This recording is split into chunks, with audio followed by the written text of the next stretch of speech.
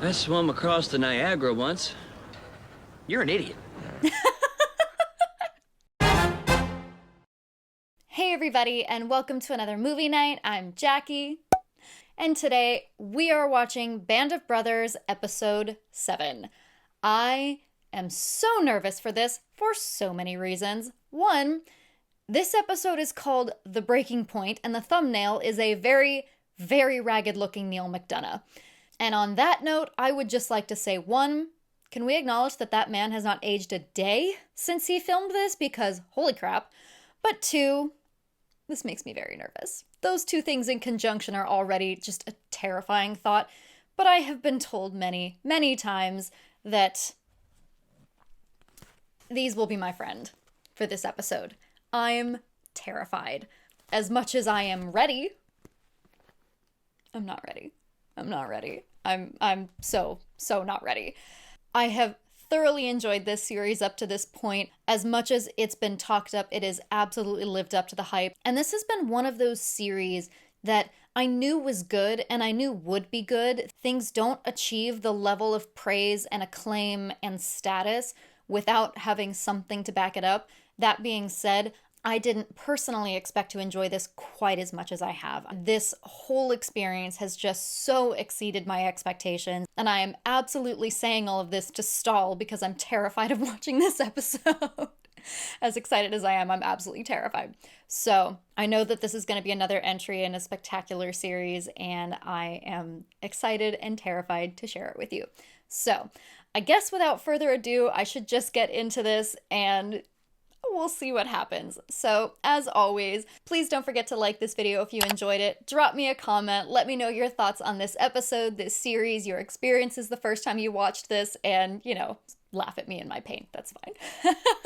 Redder is better, so hit what may or may not be a big red subscribe button depending on your browser, and check me out on Patreon for the full-length version of this reaction as well as all of my other content. If you're watching this video on YouTube, then the entire series of Band of Brothers is already available on Patreon, and I'm also watching Masters of the Air over there as well, so don't forget to check those out. Links to my Instagram and other socials are in the description box below, and with all of that out of the way, thank you for watching, I appreciate all of you, and let's get into Band of Brothers. I've seen death. I've seen my friends, my men being killed. It doesn't take too many days of that, and you change dramatically. Yeah. Where you would look, you would see dead people, a dead soldier there, here, ours, theirs. So death was all over. I withstood it well, but I had a lot of trouble in later life because those events would come back, and you never forget them. No.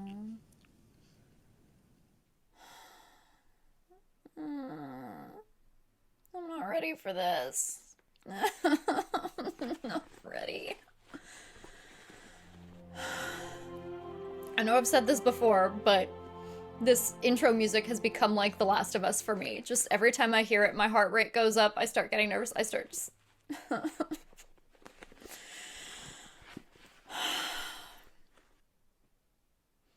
It's so interesting watching the intro every time and starting to see scenes and bits that I now recognize from the episodes that I've watched. And also now feeling nervous for the scenes that I don't recognize. Like this frickin' moment. The moment Neal McDonough drops his helmet, I'm terrified for whatever that is. Take a platoon, let's go! I was glad to be out of my foxhole and moving again. We haven't seen his Even if perspective only to before. get warm. Every episode is a different perspective. Luger, is that what that's called? Thank you. Finally got his own. Where's Dyke? He's around. Could you be a little more specific there, Sergeant? Nobody out there. Are you sure? Oh, Jesus, it's Look at Toby his shot! blue eyes. Sniper! No, he shot himself! What? Oh my god, was he playing with his Luger? Is that what happened? What happened? Just went What the off. hell are you doing with a loaded gun in your pants? Who? Where you hit? My leg. I don't look, Hoop. It's gonna be fine. Don't worry about it. Come on. Hoop, It's all right. Hurts like a son of a... It's gonna be fine. It's gonna be okay. I bet. Oh, God. Take it easy. Stay there, Hoop. Doc. Doc. Oh, my God. Where's Dyke? Yeah, it seems to be the eternal Want to question. see him, sir? No, I just would have expected to get this kind of news from him. Those are some cold men. There were long stretches where we didn't know where Lieutenant Dyke was. But Lieutenant Dyke was supposed to be leading the company. Dyke wasn't a bad leader because he made bad decisions. He was a bad leader because he made no decisions. Oh, that's setting a very, very terrifying bit of foreshadowing. God, I'm getting cold just looking at them. Got all this with a CO who's got his head so far up his fucking ass that lump in his throat is his goddamn nose.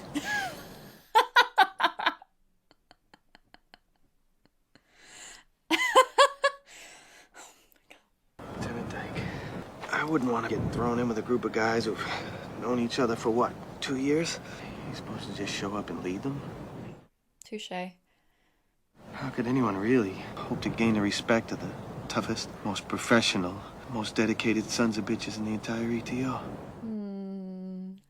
I was wondering why we were pushing in on him. That's a great, great sentiment. If you ask me, a guy'd have to march off to Berlin and come back with Hitler's mustache or something. Well, I don't know if I believed any of that, but as company first sergeant, it was my job. Not to protect Dyke, but to protect the integrity of the company. Yeah. Division's not gonna let me replace him just because I got a bad feeling about him. Even if they would, who'd I put in his place? Touché. Not that it matters anyway, because I can't get rid of Dyke. We can dream. I've invested too much goddamn time shaping you into something useful. You do something crazy, get yourself knocked out of this thing. I know, you'll kill me. Even if you're dead, I'll still kill you. Bring you back just to kill you myself. Crazy Joe McCloskey. This guy used to hang at the front of Delancey's and just stare at people. And Buck kind of reminds me of him now. Because Crazy Joe McCloskey was fucking nuts, babe. That's why they called him Crazy Joe. Nah, I'm not saying he's nuts. I'm just saying... PTSD. Oh, come on. You seen him, Bill. He's wound up like a spring. Hey. He's fine. Let's not ignore that. When getting shot, that got him. It was being in that hospital. The psychological wounds are so much worse than the physical ones. Don't do anything stupid. Who the hell is he talking to? Bunch of morons who volunteered to jump out of a perfectly good airplane. Can you get any more stupid than that? Probably not.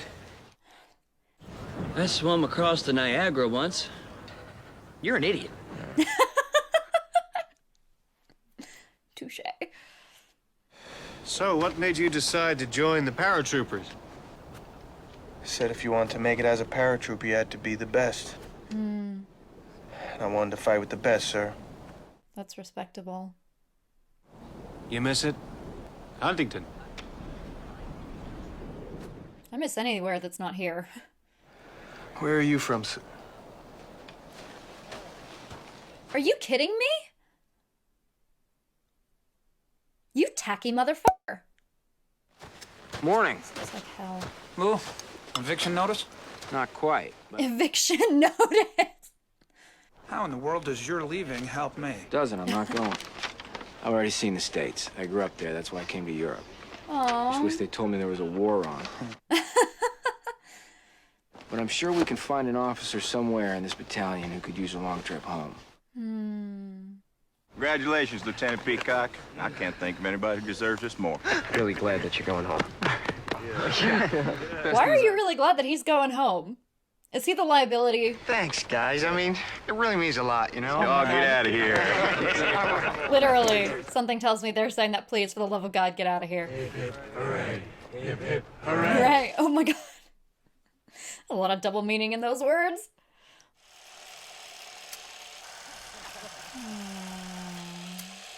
If they come by here, y'all remember to smile for the camera. Oh, it's PR. Oh, got it. What are you doing here? Want to head back to the line, sir. Joe, you don't have to do that. Get yourself back to the aid station. Heal up. I'd really like to head back with the fellas, sir. Respect.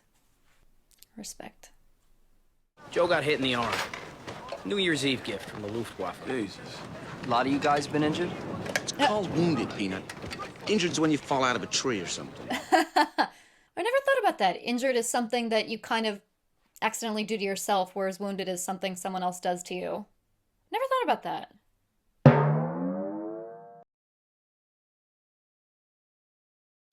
He landed on broken glass in Normandy and got peppered by a potato masher in Holland. Oh. He got a piece of exploding tank in Holland. And George Luz here has never been hit. Knock on that tree next to you. Knock on that wood. On the afternoon of January 3rd, most of E Company headed back to our old position in the woods overlooking Foy. Good luck, ladies. See, I'm really terrified because Nice knowing you. this already has a different tone than the last episode. The last episode had a much colder, harsher, scary tone. This episode is called The Breaking Point, and we're starting high. We're starting with a lot of humor and a generally light vibe. When you start high, you end low. Lieutenant Ronald Spears was one of the platoon leaders in D Company. He was already a legend. Yeah. And there's another one about him giving cigarettes to 20 German POWs before killing them. He shot 20 POWs? Yeah. We saw that. Well, we kind of saw that. Keep up the good work. While you're at it, you might want to reinforce your cover. Oh, well, actually, sir, Lieutenant Dykes are not even to bother. They're only going to be here one day. A lot can happen in a day.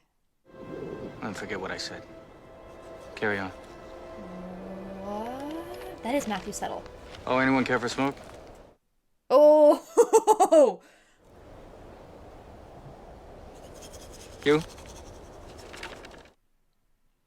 That man has a dark sense of humor, and I appreciate it. I'd say they got this whole stretch of the line targeted. If they've got us targeted, maybe... We hold the line here. We're not gonna fall back. Oh, dear. Right, Lieutenant? Fine. You all take care of it. I gotta go talk to Regiment. This man, especially seeing the contrast of us watching Winters this entire series, it's physically painful to see a bad leader.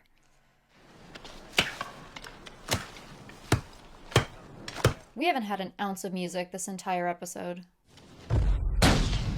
Incoming! Take cover! Take cover! Oh my god, the splinters, the falling wood, the secondary injuries you could get. Oh, these are all practicals too. God, this is just so well done. For some reason, at that moment in that half-finished foxhole, all I could think about was the 4th of July when I was a kid. Fireworks. What I saw that day was the most awesome and terrifying display of firepower I'd ever seen in my life. Oh my god. Of course, I wouldn't have been laughing if I'd known what happened to Joe Toy.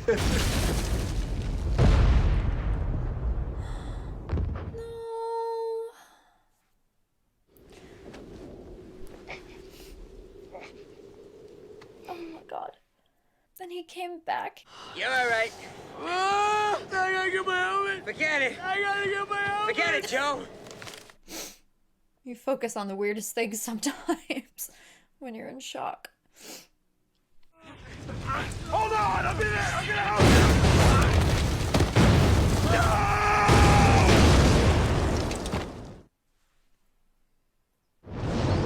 During the second barrage, I wasn't laughing anymore.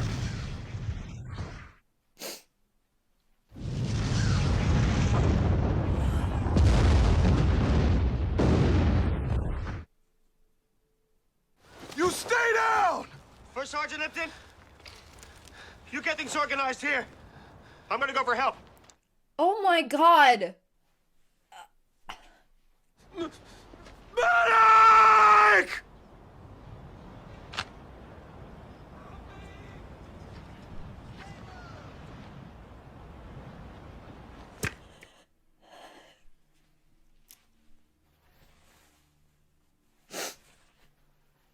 I said I was scared for that moment. Oh, they're alive. Oh my god. Oh my god. Jesus. What's the guy got to do to get killed around here? Bill, you going first. Whatever you say, Doc. I thought they died. Oh my god. Take it easy. Hey, Joe, I told you I'd beat you back to the States.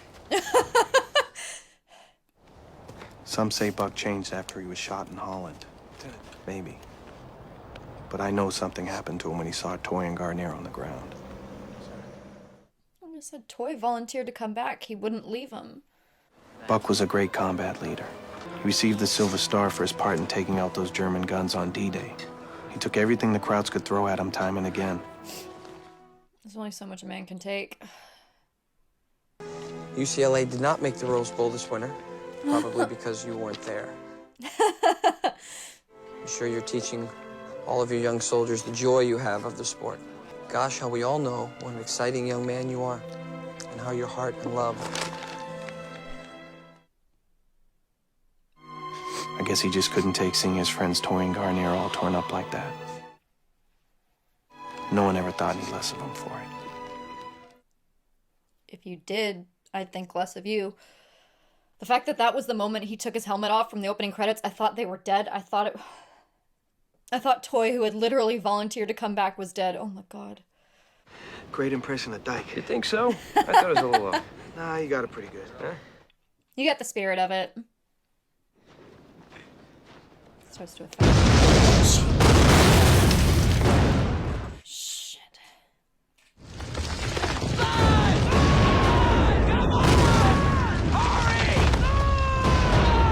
Oh god. Oh god.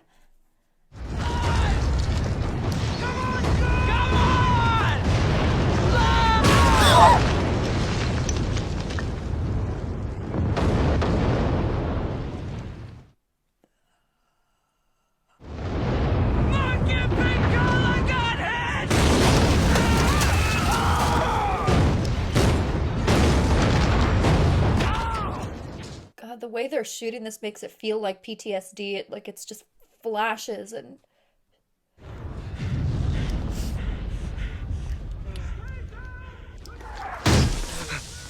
Oh god.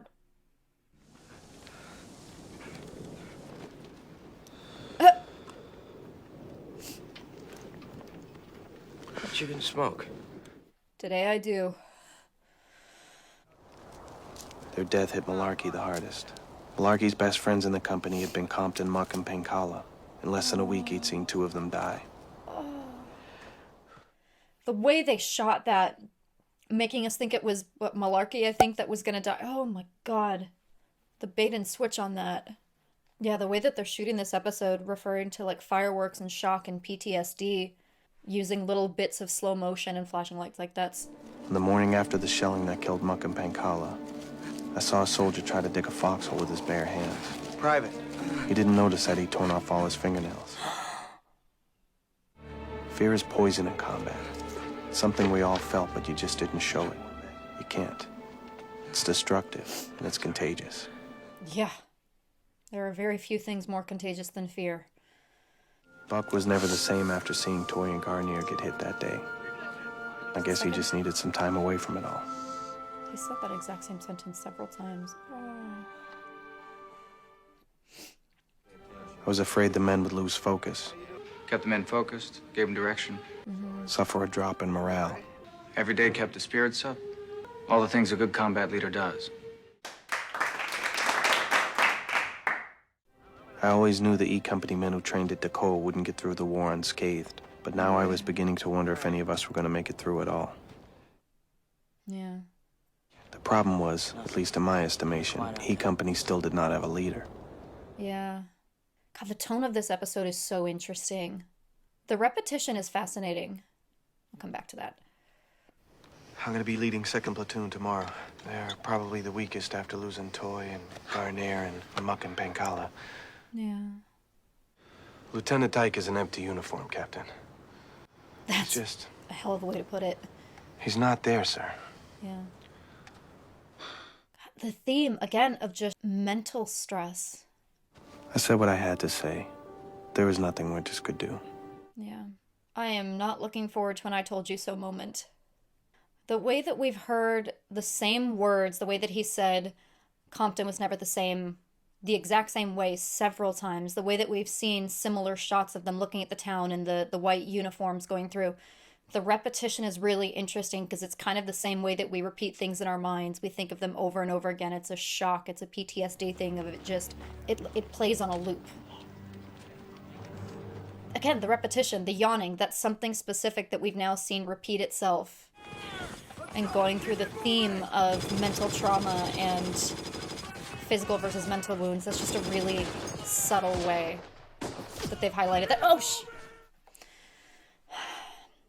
Hold fast, second platoon!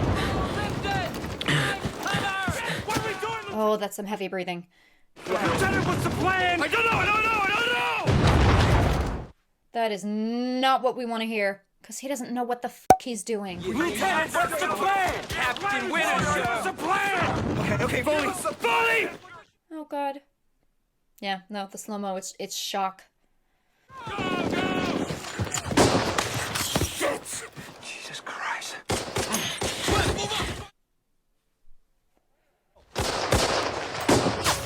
Bacani! I got you! They shot me in my ass, boys! Sir, we are sitting ducks here. We have to keep moving! He's useless. Someone has to take charge. Dick, I understand your attachment to Easy Company, but you... Spears, get yourself over here! Get out there and relieve Dyke and take that attack on in! Said even if I can't go myself, I am not abandoning my men. They're pinned down by a sniper. I believe he's in the building with the caved-in roof. All right, I want mortars and grenade launchers on that building till it's gone. When it's gone, I want first to go straight in. Forget going around. Everybody else follow me. Yes, sir. The difference. The decisiveness. They're like, oh, thank God. Oh! First platoon, move nice! Decisive. Well done. Cut the immediate contrast of bad versus good leadership. But yeah, the way that he described him as just an empty uniform and the way that we're seeing shock and PTSD, and that's damn good writing. At first, the Germans didn't shoot at him. I think they couldn't quite believe what they were seeing. The astounding thing was that after he hooked up with I Company, he came back. Oh my God!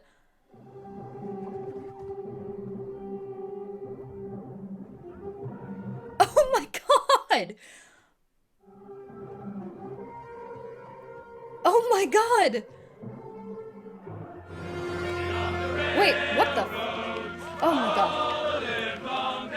I'm sorry, I thought we were getting a Blazing Saddles moment. I was like, what the hell? What is happening to the tone of this?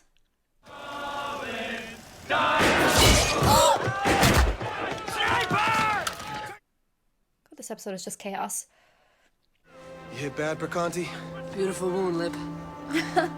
Shot me right through my ass. Tradition! We spent our night in Rochamp in a convent. It was the first time we'd spent a night indoors in a month. Oh my God. The sisters there brought in their choir to sing for us. It was heaven. Yeah. That's the first music we've heard. We'd come into Belgium with 121 men and officers plus 24 replacements. We were going out with 63. Oh my God. Garnier was badly wounded and Hubler died accidentally. Our month in Belgium cost us one good officer, Buck Compton, and one bad one, Norman Dyke. Oh, he faded to the helmet. Oh, that was such a great shot. God, that was such a great effect. Literally having people fade before your eyes. I bet if you went back 2,000 years, you'd hear a couple of centurions standing around and yakking about how Tertius lopped off the heads of some Carthaginian prisoners. Maybe they kept talking about it because they never heard Tertius deny it. Maybe that's because Tertius knew there was some value to the men thinking he was the meanest, toughest son of a bitch in the whole Roman Legion. Touché. These men aren't really concerned about the stories. They're happy to have a good leader again. Amen to that. Well, from what I've heard, they've always had one. You don't have any idea who I'm talking about, do you? No, sir. Hell, it was you for a sergeant. That's why he's been narrating. Winters put in for a battlefield commission and Sink approved on your behalf. Congratulations, Lieutenant.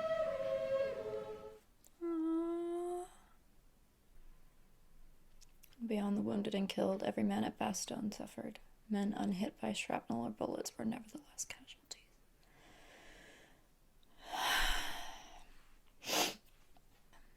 I'm not sure that anybody who lived through that one hasn't carried it with him in some hidden ways, the scars. Perhaps that is the factor that helps keep easy men bonded so unusually close together. Touché. This has been really interesting, and again, my brain sort of keeps latching onto the writing of this and a lot of the technical aspects, because I know I've said this is so good so many times, but I want to go into why, because everything in this series is done well across the board, and I think this was probably the most emotional I have gotten in an episode. Like, this is the most, and I mentioned this a little bit as we were watching. I want to see if I can flesh out those ideas a little bit more. We've talked about this, that every single episode has had a distinct identity. It's been told from a unique perspective. It's been about a different theme. Every single episode is phenomenal because it gives us something different, because it doesn't get stale that we're watching the same thing over and over again. Watching 10 hours of the same sort of bombardment would get exhausting. You can't watch Saving Private Ryan for 10 hours. This episode was so fascinating because it focused on mental health. It focused on the psychology, the mental wounds, beyond just the physical. The fact that the mental wounds are the worst. You recover from physical wounds, but mental scars are so much worse. But without specifically using the terms, we saw PTSD, we saw shock, we saw the mental instability that happens. And the way that they talked about it, the way that the men referred to it, was fascinating, talking about how important morale is, how fear is contagious. I loved the way that he talked about Dyke as an empty uniform, because that's him literally saying there's nothing inside. And yes, Dyke proved that he was a terrible commander, and it's not to say that he's completely empty-headed, but just that phrasing, the way that they constantly kept alluding to mental health issues in a way that was appropriate for the time, because they didn't understand at the time. Correct me if I'm wrong, but to my understanding, it really wasn't until World War I that they really started to understand shell shock. And it wasn't even called shock or PTSD at that time. They referred to it as shell shock. And so by the time World War II came around, I think it's something they were familiar with, but these sort of mental health terms that we're familiar with now would not have been common vocabulary at the time. And so the way that they talk about it makes sense for the time. And that's such great writing to talk about those things in a way that they would have at that time. But also the structure of the episode. I kept commenting that the tone and the pacing of this episode was really, really fascinating. And it was, because as I've mentioned, you have these ups and downs, and you have to have highs and lows in narrative because you can't maintain it at the exact same level the entire time. It gets exhausting, it gets boring. And this had that, but there was a sort of repetitive nature to it. There was a sort of fragmented chaos to this that we haven't seen in previous episodes, because as much as we've had those highs and lows in previous episodes, it's always been very linear. It's always been very followable, for lack of a better word, very smooth. Whereas this felt a little bit disjointed. There were moments where I wondered, I'm like, wait, did we jump? Did I miss something? Did something happen? And we'll have that moment where they're celebrating and all of a sudden the sniper shows up and it's chaos. And that sort of fits in the way that we would imagine PTSD and memories. Memories aren't linear. Memories aren't smooth. You get flashes of things. You remember highs and lows, and then things pop up, and you have these repetitive natures. You have things that you just can't get out of your head, and phrases that stick in your head, and things like that that become repetitive. And so the way that that theme and the way that that tone was woven into the actual pacing and tone of the episode was spectacular. And then again, having moments like his shock in the trench of talking about the 4th of July, literally saying, I don't know why, but in that particular moment, that's what I was thinking about. We all have those experiences where we're in a moment where we're like, why is this what I'm thinking about? Why at this crazy, pivotal, insane moment, why am I thinking about this? Because that's the way our minds work, but we associate things. And so him mentioning that fireworks and firecrackers were something that he used to enjoy, and that parallel of those experiences and kind of being transported back, and his mind almost as a coping mechanism taking him back to a similar experience he enjoyed as a child to cope was so fascinating. But also the slow motion. We haven't actually seen a lot of slow-mo in this series. There are a couple things that I don't want to say have surprised me, but have really impressed me throughout this, that they haven't relied on tricks like using slow motion constantly, because that is something that evokes shock. Our minds speed up when we have adrenaline pumping. The world changes around us, and so using things like slow motion and distorted perspective can give an audience that feeling, but we haven't seen very much of it, and so I love that they saved those effects for an episode like this where they're talking about the mental experience. And so those moments where we had it, particularly with Dyke, with the way he's looking around and seeing everything, and we're just seeing him live out the horrifying mental experience he's going through, was so well done. It impresses me even more that they've used those cinematic techniques so sparingly up to this point that they're that much more effective in a moment like this. They work so much better, and they carry a lot more weight in a moment like this. They also, one thing I was thinking, and I started to comment on it, I don't think I got to finish my comment because I was trying to watch, but I really have to say, considering the subject matter of this series, there has not been a lot of gratuitous blood and gratuitous gore. I fully admit that's not something I enjoy seeing a lot of, and I anticipated it going in. I think that's part of the reason I have sort of avoided a lot of things like this. I understand that's the reality of things, but at the same time, like, I don't particularly enjoy seeing lots of blood and guts and gore and all of that. And it occurred to me as I was watching this that as many times as these tragedies have happened, we haven't done insane, constant, gratuitous close-ups of bones sticking out and blood gushing and everything. We've had those individual moments where it's relevant and where it's important, but they didn't go overboard with it. Like, it's now occurring to me now that we're most of the way through the series, and I don't know how much we'll see later, but again, they're more effective when you use them sparingly. If this series showed us constant blood and guts and gore the entire time, we become desensitized to it. It doesn't matter anymore. And so, same thing with things like slow motion. The fact that they've been using them sparingly and only showing us in moments when they want us to feel the weight of it makes it so much more effective. The film nerd in me, as much as I'm thoroughly enjoying the emotional experience of this, I just can't help but notice these things and nerd out about these things and appreciate these things because they make this such an incredible series. And that's just making this an entirely next level experience for me. And music was another one in this one. We didn't have any extra diegetic music in this, which basically means we didn't have any soundtrack. So diegetic music is something you hear within the scene. It's someone singing, it's a radio playing, whereas extra diegetic is the score.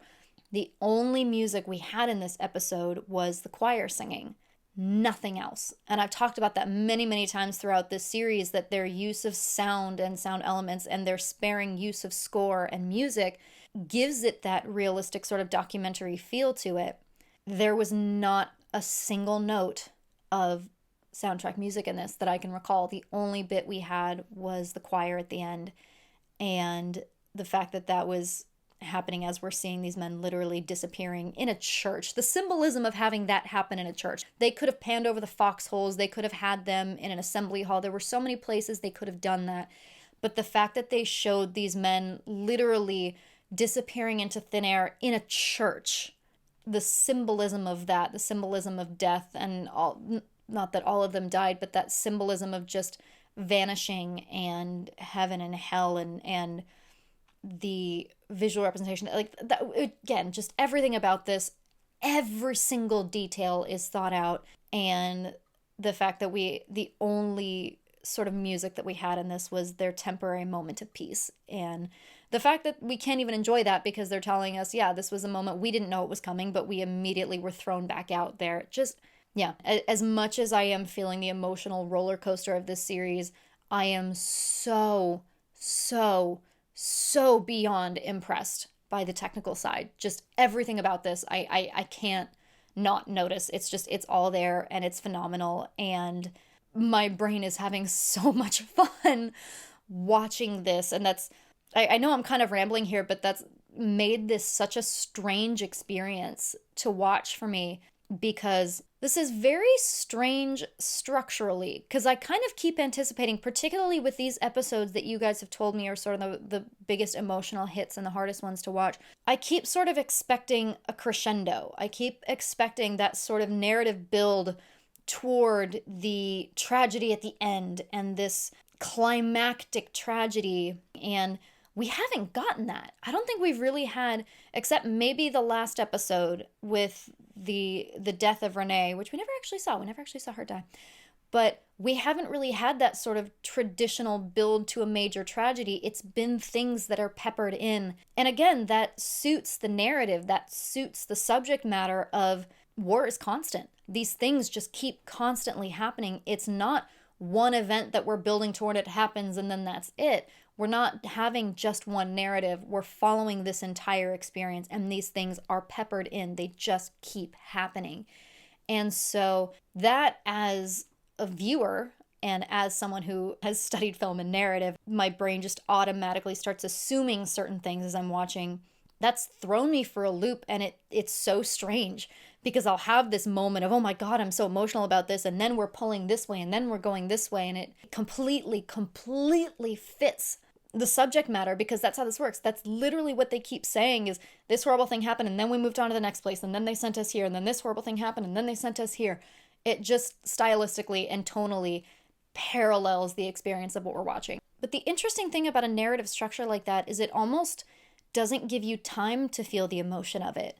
As much as, for instance, in this episode, I felt the emotion of Toy when he got hit, and then the other two, Richard Spate and, again, I don't know the names well enough to say, but when they got hit in the foxhole, I obviously felt a huge amount of emotion for that, but it moved on so quickly that it's giving the audience a sort of parallel experience to what they had of, they don't have the time and the luxury of processing those emotions and experiencing that emotion and experiencing that trauma before they have to move on to the next thing. And so this is, again, just been a really strange experience for me, because I went into this expecting more linear narrative and more traditional narrative, and we haven't gotten that.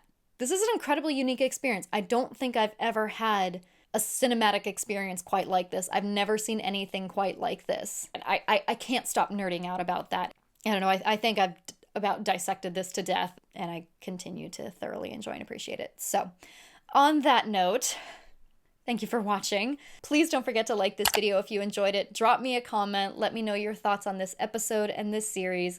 Redder is better, so hit what may or may not be a big red subscribe button depending on your browser, and check me out on Patreon for the full-length version of this reaction, as well as all of my other content. Again, if you're watching this on YouTube, then the entire series Band of Brothers is already available on Patreon, and I'm also doing Masters of the Air as well. Links to my Instagram and other socials are in the description box below. So with all of that out of the way, thank you so much for watching. I appreciate all of you, and I will see you on the next one.